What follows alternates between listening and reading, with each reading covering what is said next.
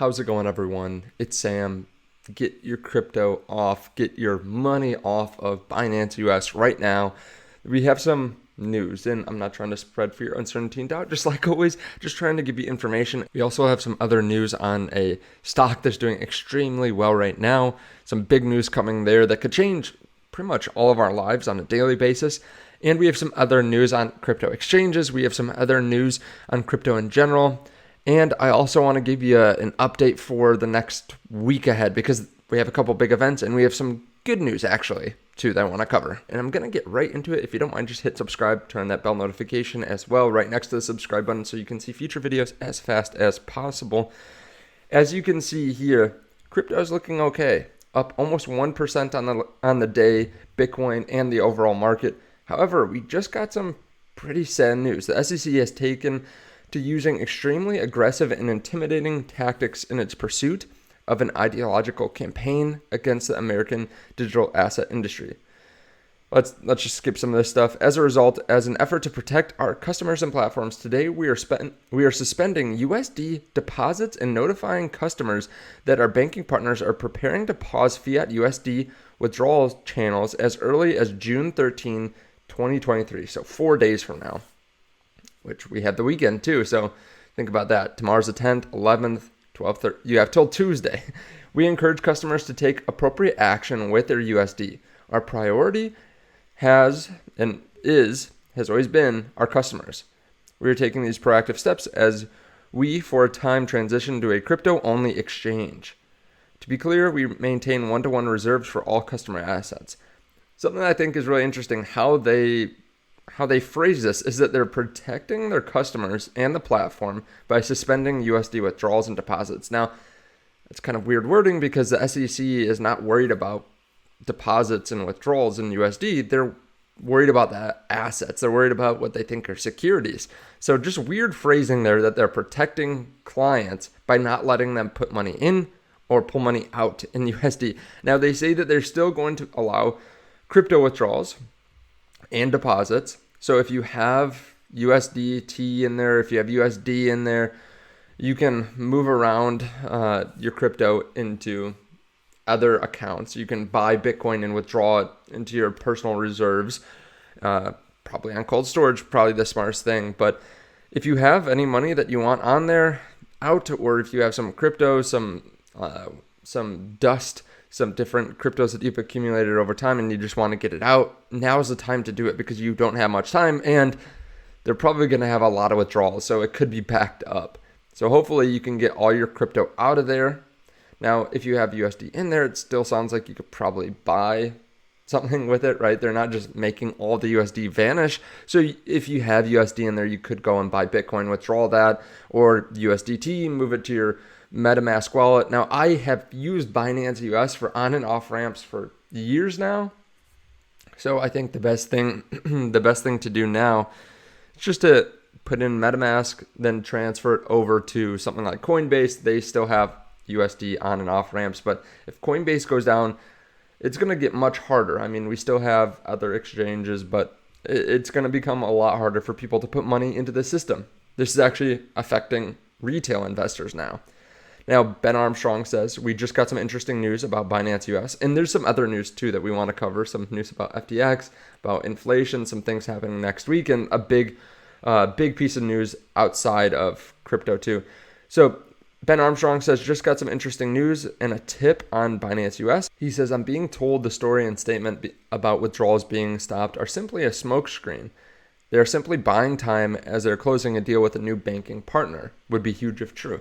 That would make sense because they really aren't protecting us. It sounds like basically their bank just doesn't want to work with them. And we've seen this in other countries with Binance as well. I believe they just went through this in Australia where they stopped withdrawals and deposits. So this is something that happens. It's just bad timing, maybe, and part of it might be because of the SEC, that the bank doesn't actually want to work with Binance US because of what's happening with the SEC. That's probably the most likely scenario.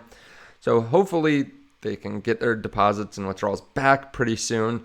Now, I'm saying that they're canceled in 4 days because they are canceling a lot of their on and off ramps.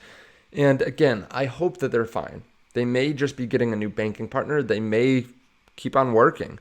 And like I said, you can still withdraw and deposit other cryptos, but I see no value in keeping crypto there, right? You can use other exchanges, you can use decentralized exchanges, you can use hot wallets, cold wallets. A lot of other places aren't having these same issues. So again, I just don't see a point in keeping your crypto or money there. So that's why I'm saying to get out now. I think it's the safest thing for your crypto. There's no upside to keeping it there. I know it's hard sometimes if you've been using it a lot to want to go somewhere else, but that's just what we have to do in crypto. We have to stay on our toes. Now, this is not all bad news today. We have news that FTX plans to restart the crypto exchange. I'm just kidding. That's not good news. They're talking about doing this in Q3 or Q4. They plan on doing this. I know they were talking about this prior, but now we're getting news that they're actually going to do this. Hopefully, they're not allowed to do this. I think it could be spun up by some of the people that worked there before and spun up under a different name, but it's surprising that they're able to do it under the same name. We do actually have some real good news, though. The CPI is coming next week. Truflation right now is showing the lowest year to date that we've seen, 2.74%. So inflation seems like it continues to come down. We have CPI, PPI, and also the Fed meeting early next week. So there could be some big moves in the market. And then the last thing I want to cover is Tesla stock. It's up 6% before the market opens here today, and it was up 4.5% yesterday. Now, as I've said in a lot of videos recently, and you're probably sick of hearing it, Tesla is my largest bag. It's bigger than any other asset I hold besides maybe my own house, but huge move yesterday, and there are a couple different reasons for it. The move after hours was due to GM using now Tesla's charging network. It was announced that Elon was going to go on Twitter Spaces with Mary Barra. And as soon as that happened, I knew, okay, they're announcing that they're going to be using Tesla's charging network. So Ford and GM are using Tesla's network, which should give them more charging revenue, more services revenue, which could be pretty significant. I think it's a really good deal for GM and Ford. I think it's a decent deal for Tesla because GM and Ford basically don't have to build out billions of dollars of charging infrastructure. And it doesn't sound like Tesla's going to charge GM or Ford customers any more than Tesla customers, which is something I thought they might do. Just charge them a couple more cents or a couple dollars per when they charge. But it sounds like they're not going to do this. Maybe GM or Ford is going to pay some amount to use the Tesla charging network or to upkeep it. I wouldn't be surprised if they had to pay some amount just to maintain it because there's going to be more people using the network.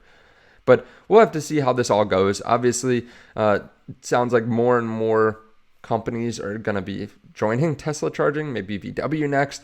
But it makes sense. Everyone kind of wins out. And Tesla has this Trojan horse. As I've said in a previous video, they get more and more people to use their products, like their infrastructure. They hear from Tesla owners. They want to own Teslas because they're superior products or cheaper, faster, that kind of thing. Better for the Tesla charging ecosystem, and then they get more clients that way. So could be interesting. Even if Tesla does not sell more vehicles, they still control all of the charging network and can benefit from anyone choosing EVs. And it makes it easier for people to choose EVs in the first place because there are more charging stations. And then every single person that joins the EV wave will then be paying Tesla. So good news for Tesla. Another piece of news, though, is Wedbush raising their price target from 300 to from 215. This is something we knew would happen. It's going to be the end of the quarter.